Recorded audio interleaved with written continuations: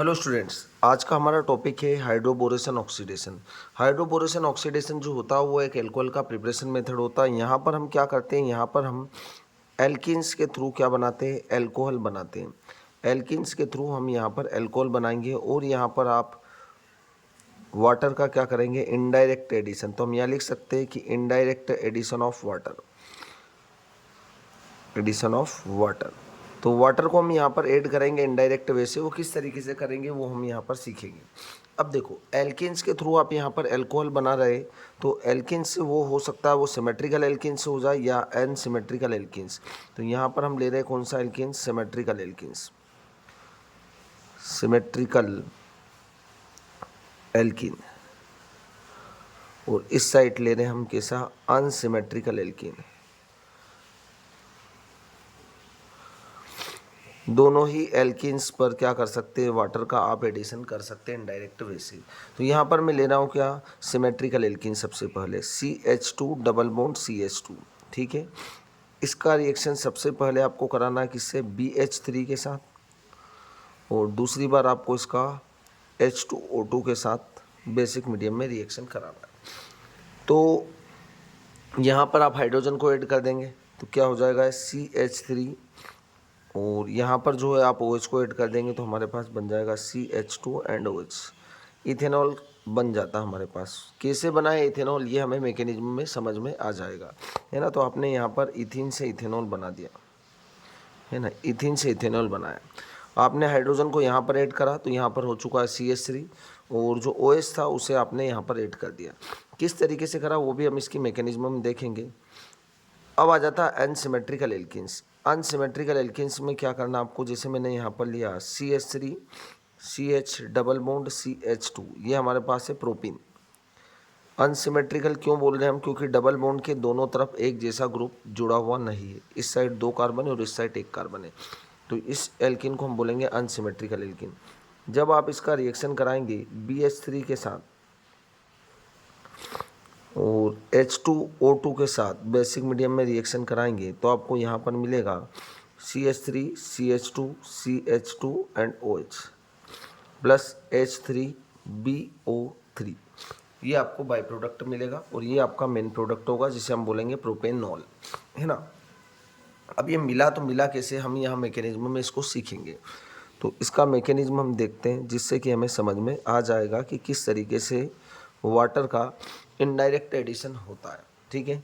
सबसे पहले मैं यहाँ पर ले रहा हूँ कितना, यहाँ पर आपको मिलेगी कितनी यूनिट, 3। कितनी यूनिट मिलेगी इथेनॉल की, 3। तो आपको एल्किन भी या प्रोपेन भी आपको कितने लेना पड़ेंगे, 3 लेना पड़ेंगे, ठीक है। सबसे पहले यहाँ पर आता है CH3 CH double bond CH2, ये हुआ हमारे पास प्रोपिन का 1 यूनिट। टोटल 3 यूनिट हमको यहाँ पर लेना है। ये पहला यूनिट है। इसका रिएक्शन आप कराया किसके साथ, BH3 के साथ। किसके साथ कराया, BH3। अब BH3 जो रहेगा उसमें बोरान के पास एक वैकेंट p ऑर्बिटल होता है। वो कैसे होता है वो भी मैं आपको यहाँ बता देता हूँ। देखो, बोरान का नंबर होता है 5, 1s2 2s2 और 2p1 है। 2s में 2 इलेक्ट्रॉन्स है और 2p में 1 इलेक्ट्रॉन है। एक्साइटेड स्टेट में ये इलेक्ट्रॉन्स भी कहाँ पर चला जाएगा, यहाँ पर चला जाएगा, और टोटल बोरान के पास 3 अनपेयर्ड इलेक्ट्रॉन्स हो जाएंगे, ठीक है। अभी भी एक ऑर्बिटल खाली है, यही वैकेंट p ऑर्बिटल होता है, क्योंकि 3 हाइड्रोजन जो रहेंगे वो यहाँ पर अपने इलेक्ट्रॉन्स को शेयर करके बॉन्ड फॉर्म कर लेंगे। ये 3 हाइड्रोजन जोड़ चुके हैं, फिर भी एक ऑर्बिटल अभी खाली है। तो यहाँ पर बोरान के पास क्या होता है, एक ऑर्बिटल खाली होता है। इस ऑर्बिटल को आप बोलते हैं वैकेंट p ऑर्बिटल, ठीक है। अब होता क्या है कि यहाँ से जो डबल बॉन्ड दिख रहा है, डबल बॉन्ड में पाई इलेक्ट्रॉन्स लूजली बाउंडेड होते हैं, तो ये अपने दोनों इलेक्ट्रॉन्स कहाँ पर शिफ्ट करता है, इस बोरान के वैकेंट p ऑर्बिटल में शिफ्ट करता है। और यहाँ पर आपको पता है कि बोरान 4 बॉन्ड हो जाएंगे, 3 तो हाइड्रोजन ने बनाए रखे और 1 बॉन्ड ये भी बना रहा है ना। अब ये हाइड्रोजन बनाएगा, कौन सा वाला कार्बन बना रहा है, ये वाला कार्बन। ये कार्बन यहाँ पर क्या कर रहा है, बॉन्ड फॉर्म कर रहा है। ये अपने दोनों पाई इलेक्ट्रॉन्स को यहाँ पर शिफ्ट कर रहा है। यहाँ पर जैसे ही शिफ्ट करेगा, यहाँ से एक हाइड्रोजन रिप्लेस हो जाएगा, यहाँ से एक हाइड्रोजन निकलेगा, वो हाइड्रोजन कहाँ पर मिल जाएगा, यहाँ पर मिल जाएगा। तो क्या बनेगा हमारे पास, देखो CH3 है ना, ये वाला एक हाइड्रोजन निकल के इस वाले सेकंड कार्बन को मिल चुका है, तो यहाँ पर क्या हो जाएगा CH2, ठीक है। यहाँ पर एक सिंगल बॉन्ड बचेगा CH2 और इससे क्या जुड़ चुका है, BH2, ठीक है, ये जुड़ चुका है। अब ये जो प्रोडक्ट बन रहा है इसका, उसके साथ एक यूनिट और काम में आ जाएगा, तो मैं यहाँ पर प्लस करके इसी के साथ लिख रहा हूँ CH3 CH double bond CH2, एक यूनिट और काम में आ जाती है, टोटल यहाँ पर 3 यूनिट काम आएगी, ठीक है। अब यहाँ पर क्या होगा, ये जो डबल बॉन्ड है इसमें क्या है, पाई इलेक्ट्रॉन से, ये पाई इलेक्ट्रॉन से, और अभी भी बोरान के पास क्या है, एक वैकेंट p ऑर्बिटल है। तो ये क्या करेगा, यहाँ से फिर से वापस यह पाई इलेक्ट्रॉन्स को यहाँ पर शिफ्ट करेगा, और शिफ्ट करेगा तो यहाँ से क्या निकल जाएगा, एक हाइड्रोजन और निकलेगा, और एक हाइड्रोजन निकलेगा और फिर से इससे जुड़ जाएगा। तो क्या बनेगा हमारे पास, मैं इसको आगे यहीं पर बना रहा हूँ, देखो CH3 CH2 CH2, ये रहा हमारे पास बोरान, इससे एक हाइड्रोजन निकल चुका तो एक हाइड्रोजन बचा है, मैं उस हाइड्रोजन को ऐसे जोड़ रहा हूँ, ठीक है। और ये वाली यूनिट भी यहाँ पर जुड़ जाएगी, तो CH2 CH2 एंड CH3, ठीक है। अब क्या होगा, अभी भी बोरान के पास एक वैकेंट p ऑर्बिटल है, ठीक है।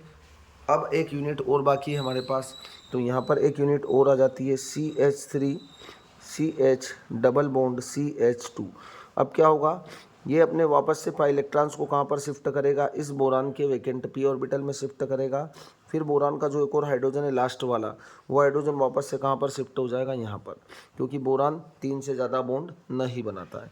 तो मैं यहाँ पर एक प्रोडक्ट को लिख रहा हूँ इसके, ठीक है, CH3 CH2 CH2 कितनी बार जुड़ चुका, 1 और 2 टाइम तो था, ये 3 टाइम हो चुका, तो मैं इसको इस तरीके से लिख रहा हूँ, और यहाँ पर लिख रहा हूँ B, ठीक है।